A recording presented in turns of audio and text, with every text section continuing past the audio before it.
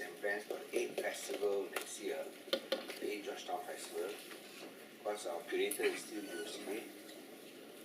With us today is Richard Yan, the General Manager of Penang Global Tourism, Joyce from PBA, and then of course Jack Hong from GTWHI.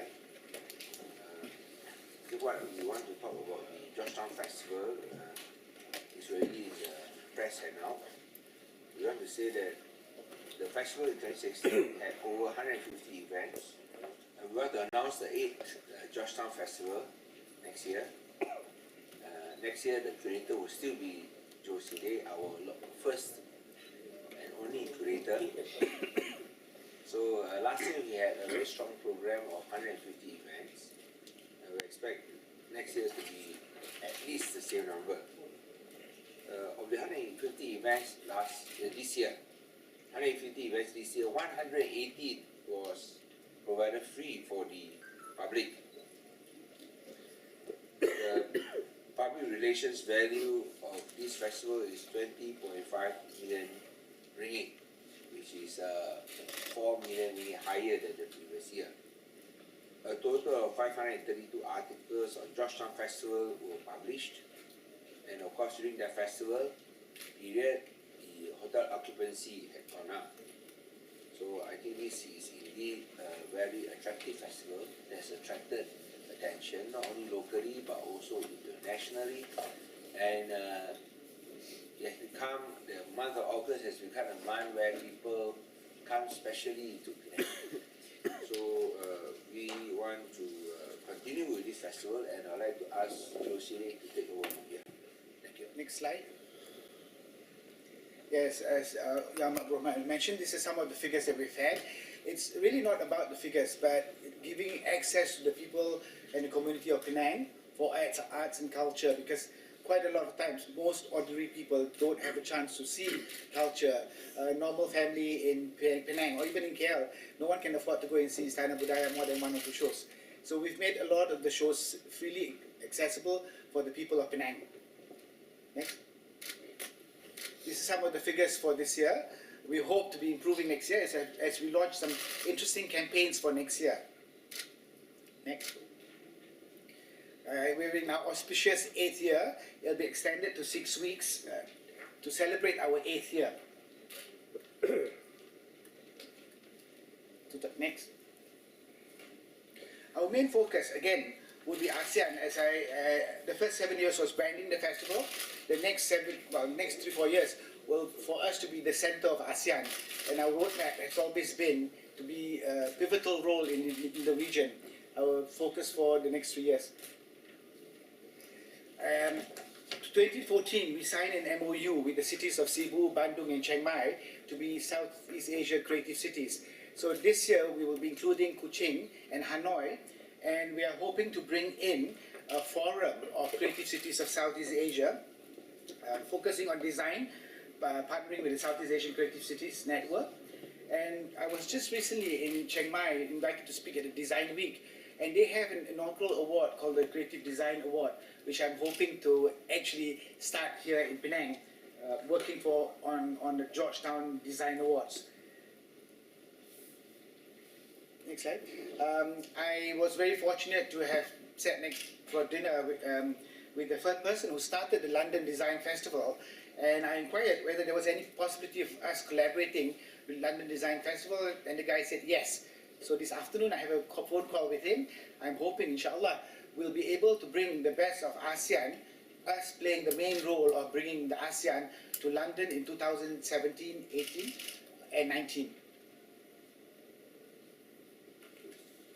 One of the programs that we're doing, ASEAN is celebrating its 50th anniversary, and the focus of next year's celebration will be food. One of the programs that we'll be bringing to the festival will be LOTR, Laksa of the region, where we'll have who has the best laksa in the region. Is it Malaysia?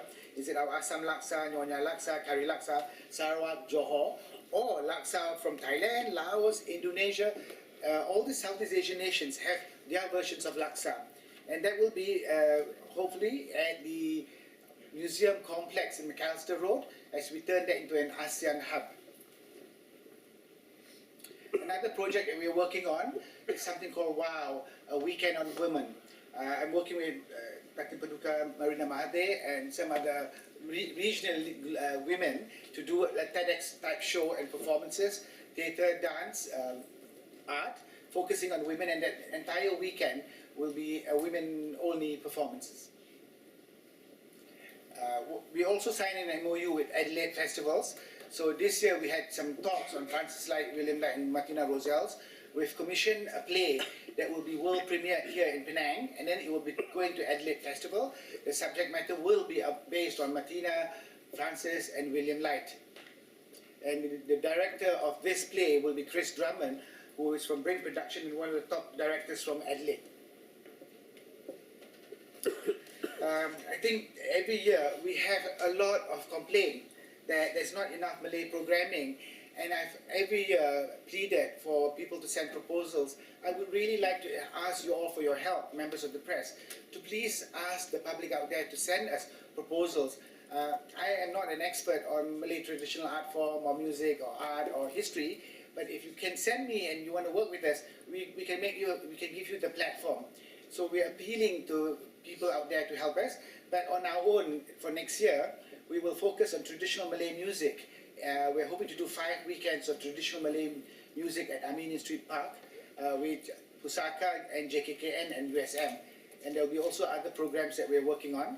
But I would like to appeal to the press to write to the public out there to send in their programs.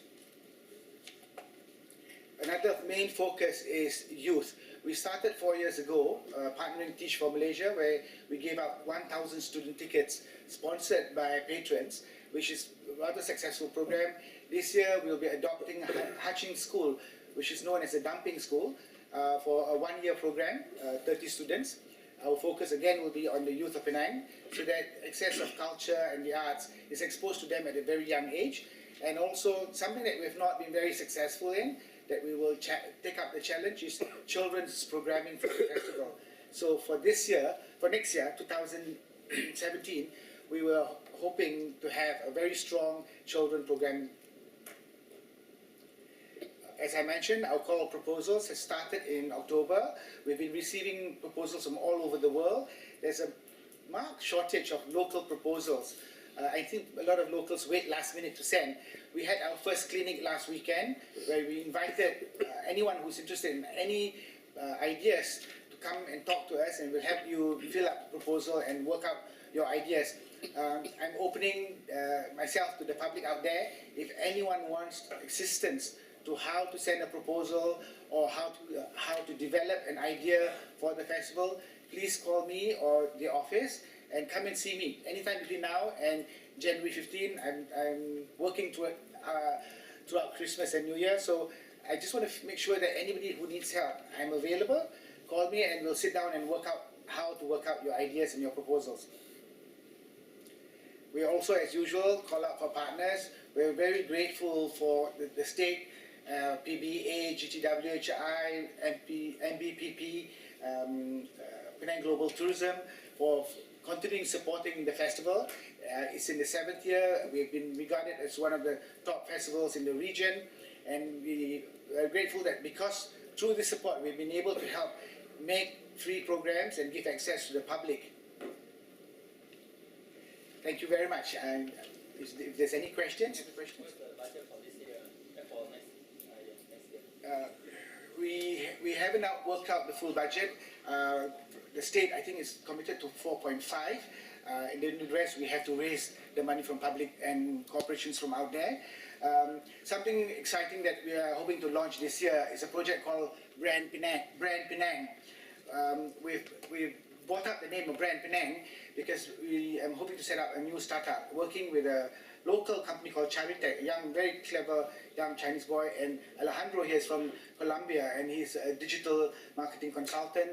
The first project we'll do is something called Brand Penang, which is selling artisanal products online globally to an audience globally about best of Penang products. And after Penang, we'll be taking on brand cities, which will be other regional and global cities. So hopefully, inshallah, if Brand Penang works, it will also help sell Penang through artisanal products and creative crafts.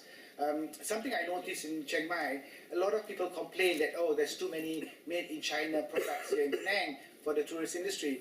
The problem is because we don't have enough local designers or local products. So we allow it only because the market needs this product. In Chiang Mai, almost everything is local. So that's the reason why I'm focusing on design and creative crafts for next year. Hopefully then, instead of complaining that we're having an influx of Chinese products, we fight off this by getting products of our own.